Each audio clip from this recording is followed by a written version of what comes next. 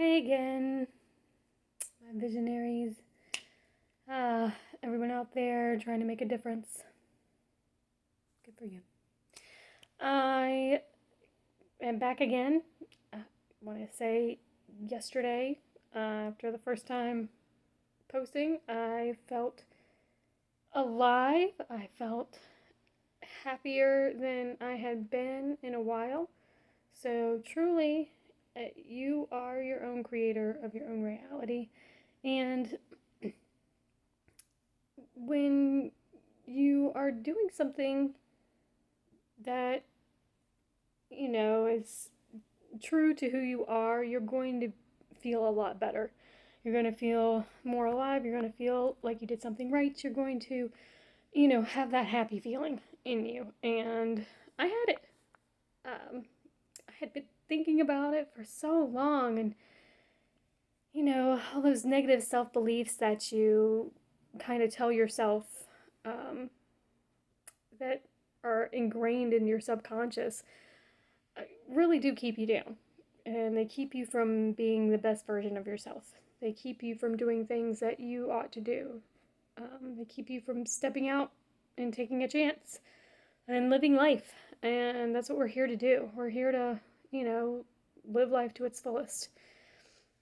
So, uh, I'm not gonna try and be one of those that edit a lot. Kind of want the videos to be true to form, true to me, uh, so that, I build my own confidence because that has been a limiting belief of myself. So you're gonna be on this journey with me, I guess. Um, so no agenda really today. Wanted to say hi, talk to you about, where I was coming from, tell you a little about myself since this is like the beginning. And, I've been on this kind of awakening journey, self, just kind of self image, creation, recreation, um, in creating my own reality the way I wanted it to be, um, for a few years now. I am a mom. You might see my kids in some of these videos in the future. I have 4 kids. 3 were birthed from me, and 1 is a bonus child from my husband. And love them all tremendously. 2 boys, 2 girls, nice and even Steven. Um, my youngest is a baby right now. Just had her. Went through tough times with her. Gave me a lot of experience and wisdom from that. That I'll share in coming ones. Um, and my oldest is about to be a teenager in September. Oh my gosh. And it's definitely a journey. I'll probably share some mom moments. So if you're a mom and can relate, you'll probably enjoy this channel too. Um, but I wanted to talk to y'all today about definitely stepping out and taking a chance, because that's what I did yesterday, and it felt great.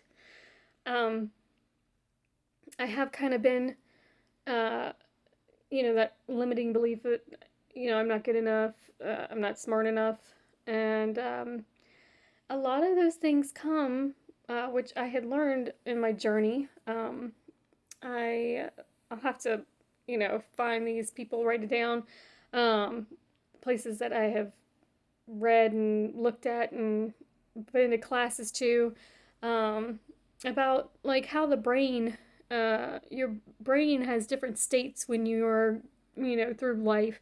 And it starts off in a theta state. It's a different brain wave. And when you turn around, some people say 5. I've heard as old as 7. I'd like to think 7. um, Sometimes I like to think 5. That it switches over into a delta wave. So one wave, I believe, is like a longer one, the theta, and the delta is, has more waves, a shorter wavelength. And what the main difference is that the theta one is it's how they say kids are like sponges, and that is because they're in that theta wavelength. They have no filter really. They also, that's probably why people say, children say the darndest things, because they have no filter right now. And but the crux of that is that when you have that no filter, you also aren't understanding, because one is the theta wavelength, one is that no filter because of that, and one also is because you're lacking in self experiences, you're lacking of life experiences, to help you understand and filter that. That's where your filter comes from, those life experiences. um, but because they have that lack of filter, lack of experiences, they're not understanding some of the things that happen to them. And it might be like my own self experience, which is one of the reasons why when I got on this journey, I started looking at, oh gosh, what is her name? Ricotta. Sonia Ricotta.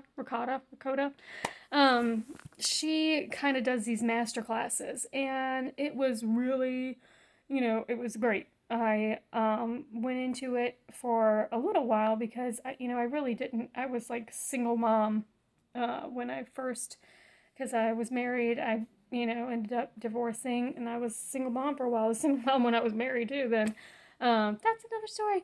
Um, and the the thing is that when I was there and I was, watching the videos, I looked at some of the like the meditations that they had.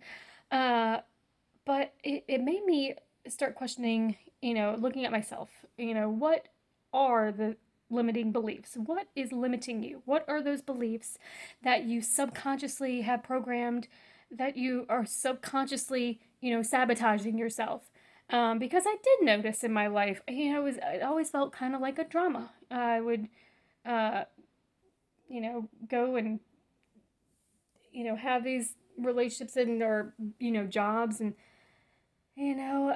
opportunities, and wouldn't take them. A lot of the times was I would have a lot of opportunities, I would have these ideas, and they would never come to fruition. I would never take them. I was always stuck. I was always frozen. Um, and I would just, I'm like, what are those things that I'm saying myself to make me not do these things that would keep me frozen? And one of the things that I realized was that I'm not smart enough. I'm not good enough. And people don't want to, you know, I'm just not good enough for that. Um, I was invited to go um, tour because I am still a singer, um, but I was invited to tour. I was like senior year, no, freshman year of college. I want to say, or maybe it was right out of college. It's been a while. I think it was right out of college, and it was a Christian touring group, because I had a Christian band for a while that was with our church, and we ended up getting bigger, and we toured on the East Coast, a few different places, and I ended up going and trying out for this larger group that toured all around Asia. And I was so, wow, I was like, oh my gosh, that's so amazing. I've always wanted to go over there. Um, and it never came to fruition. Self sabotaged myself. I ended up, they had given me the sheet music. They told me that I would have a solo myself. They gave me the music for that so that I could start practicing, and all I had to do was raise, a part of the money to go, because I mean, it did cost quite a bit, and they covered part of it, but we also were expected to cover part of it ourselves. Um, and I just thought, no one's gonna want to help me do this. No one, if I go to businesses, they're not gonna want to do this. Why would they do that for me? I'm not good enough. And that's where it came back to. I'm not good enough. Um, and I'm like, why is this causing it? Um, and I started thinking about those theta waves. What in my childhood, what would have caused it back then for me to not understand what other people were doing and make me think that I'm not smart enough or not good enough? And one of the things that, the big thing that I think really was the trigger, the thing that first sparked it, was this, I don't know if who is watching this, of course, but if you were alive when Mystic first came out, it was a drink. It was like a fruit drink in a glass bottle. And everybody thought, it was like, oh my gosh, this is it's so cool. It's so new, flashy, Mystic.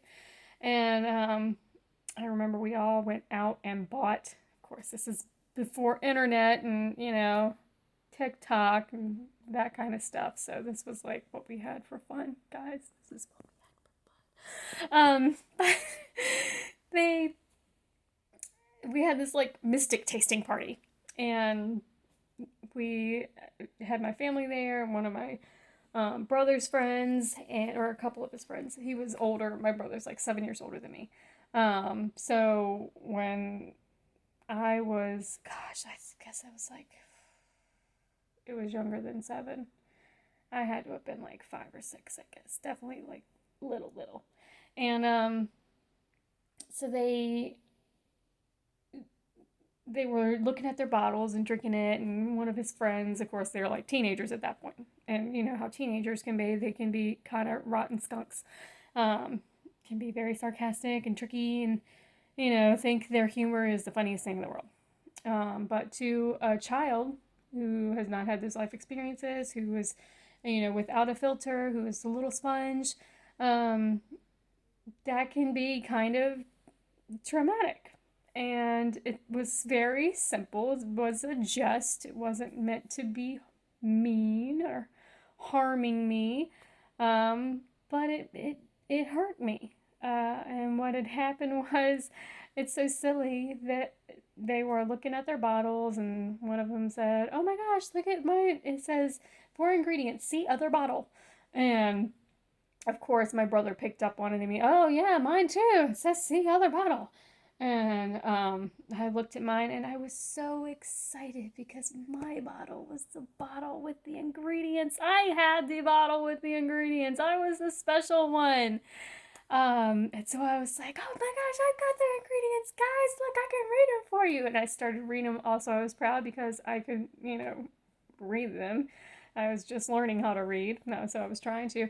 Everybody starts cracking up, laughing. Ah, ha, ha, ha. I'm like, what's so funny? What's wrong? Did I read it wrong?